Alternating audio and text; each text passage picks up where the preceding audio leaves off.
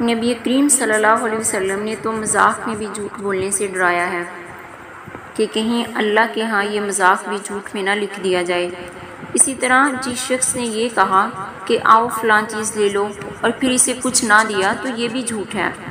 سیدنا عبداللہ بن عامر رضی اللہ تعالیٰ عنہ بیان کرتے ہیں، ایک روز میری والدہ نے مجھے پکارا، اس وقت رسول اللہ صلی اللہ علیہ وسلم بھی ہمارے گھر میں موجود تھے۔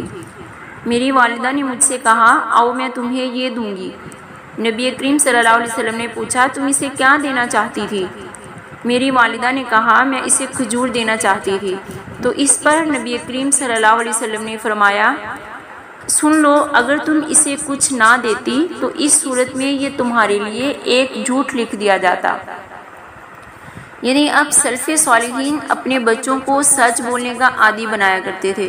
اس سلسلے میں شیخ عبد القادر جیلانی رحمہ اللہ کا واقعہ بہت مشہور ہے کہ انہوں نے کیسے ڈاکوؤں کو سچ سچ بتا دیا کہ ان کے پاس 40 دینار ہیں، تو ان کے سچ بولنے کا ڈاکوؤں پر اتنا اثر ہوا کہ انہوں نے ڈاکہ زنی جیسی بری حرکت سے توبہ کر لی۔ تو جھوٹ تو ایک نہایت ہی خطرناک صورت ہے، یعنی اس سے وہ سارے گناہ جو ہیں وہ اسی سے آگے بڑھتے رہتے ہیں۔ جھوٹ کے علاوہ بچوں کو عام طور پر چوری کی عادت ہو جاتی ہے، یہ عادت بھی جھوٹ سے کچھ کم خطرناک نہیں ہے۔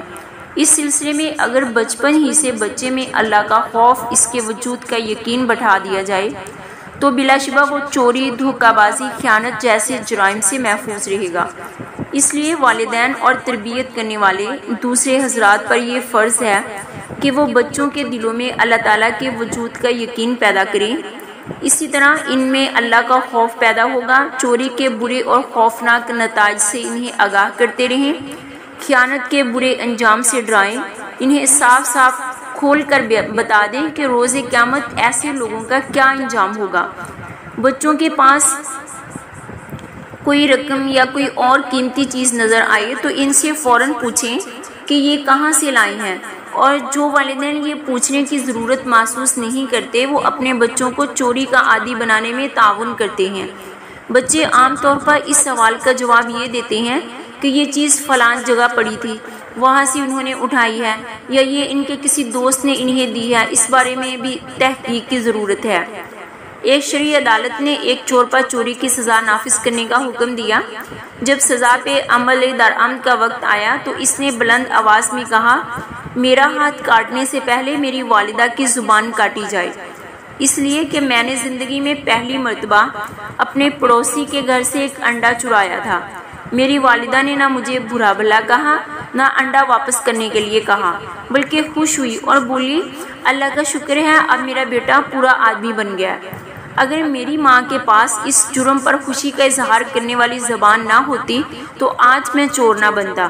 ان تمام بری حرکات سے بچانے کے لیے والدین کی بھی یہ ذمہ داری ہے کہ وہ حلال لقمہ کھائے، بچے کو پاک صاف دودھ پلائے، یعنی ایسا دودھ جس میں حرام کی ملاوٹ نہ ہو، یعنی صحیح تربیت کے نتائج بھی اچھے ہوتے ہیں۔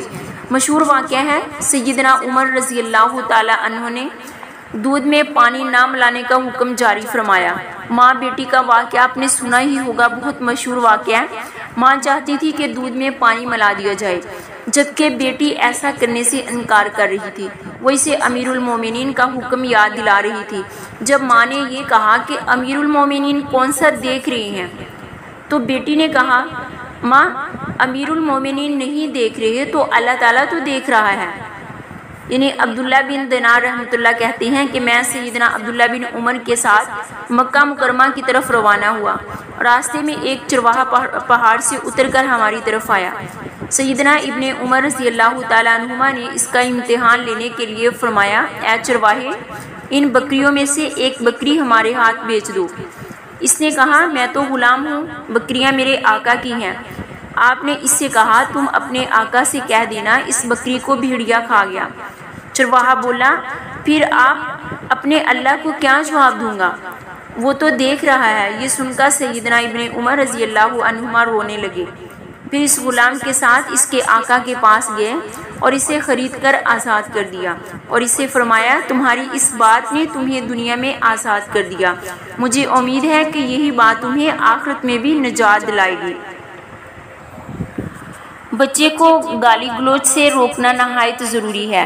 اس کے لیے ضروری ہے کہ گھر کے افراد کسی کو گالی نہ دیں۔ تربیت کرنے والے حضرات بچے کو گلی کوچے میں آزاد نہ چھوڑیں، ورنہ وہ برے ساتھیوں کے ساتھ رہے گا، گالیاں ہی نہیں اور بھی بہت سی بری باتیں سیکھ لے گا۔